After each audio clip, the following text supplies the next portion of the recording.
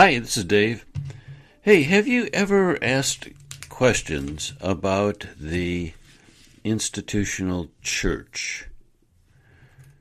So that's my terminology, the institutional church system. That's my terminology for that conglomerate of church buildings, pastors, associate pastors, worship services, etc., denominations, and so on.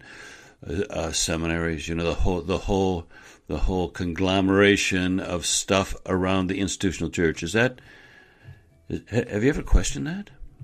I'm going to share, this is kind of a personal podcast today. I'm going to share how I left the institutional church.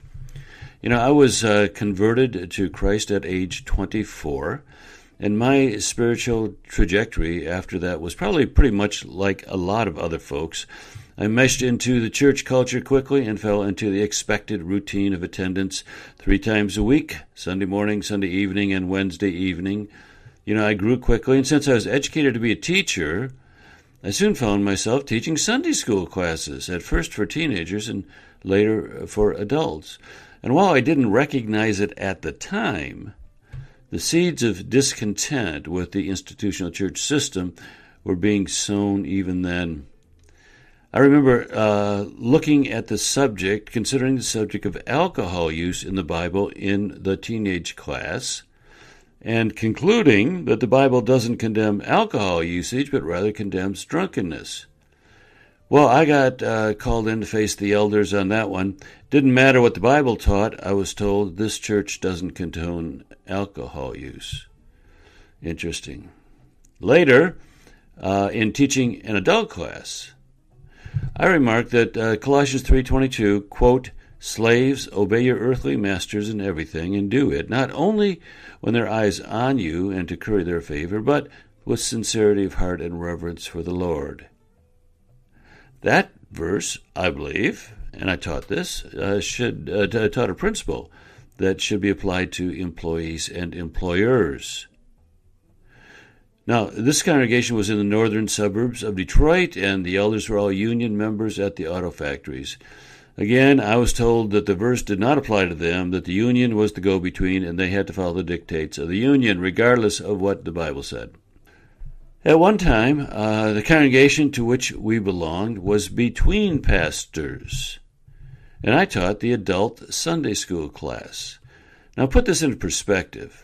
I have a Bachelor of Education and a Master of Arts in Teaching, and I was rated as a master teacher in the few years that I spent working for the public education system. Now, on the day that the new pastor was hired, he approached me prior to the worship service, thanked me for teaching the adult class, and indicated he'd take over from now on. And I had a distinct feeling of being a second-class Christian.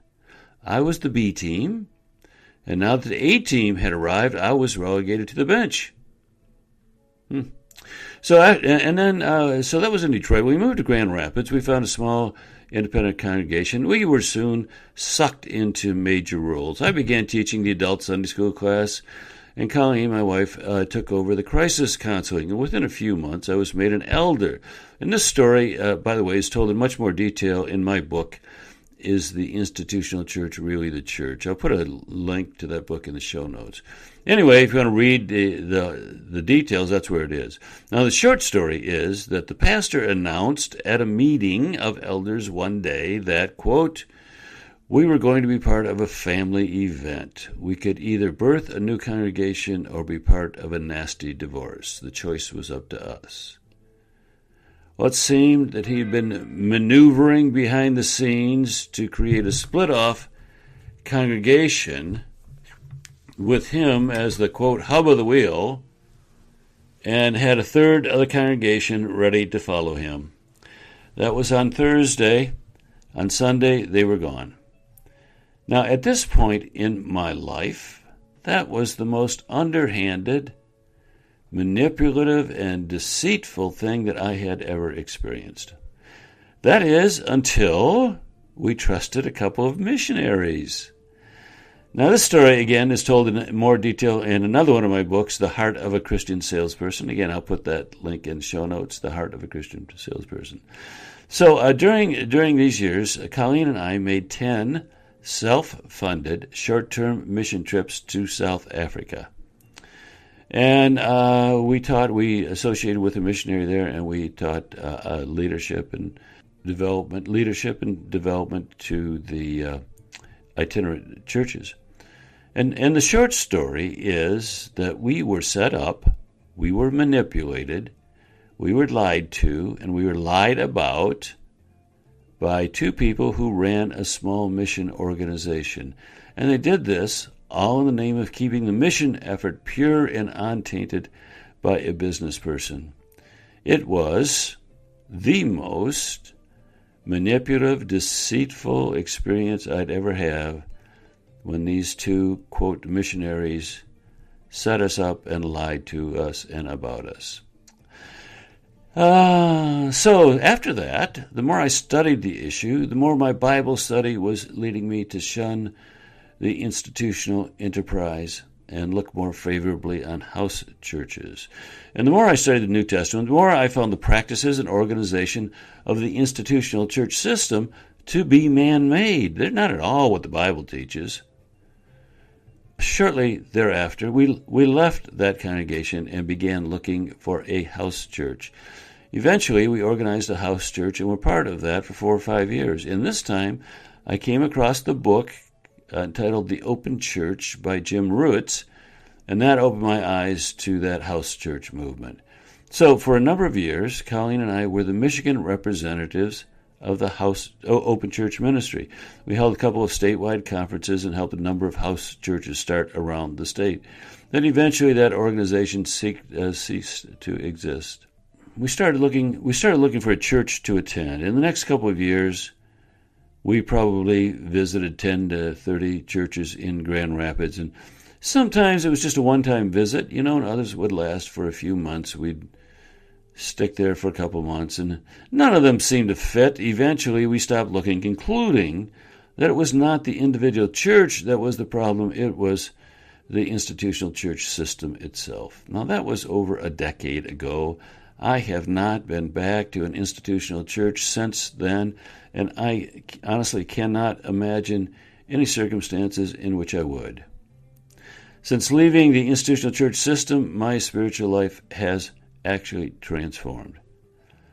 I had a sense of fog lifting around my spiritual acuity.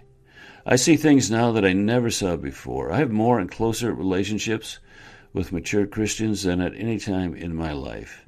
My prayer life has blossomed, and I have a relationship with God that I did not think was possible in my institutional church days. I see that God had orchestrated many of the events in my life to bring me to this point.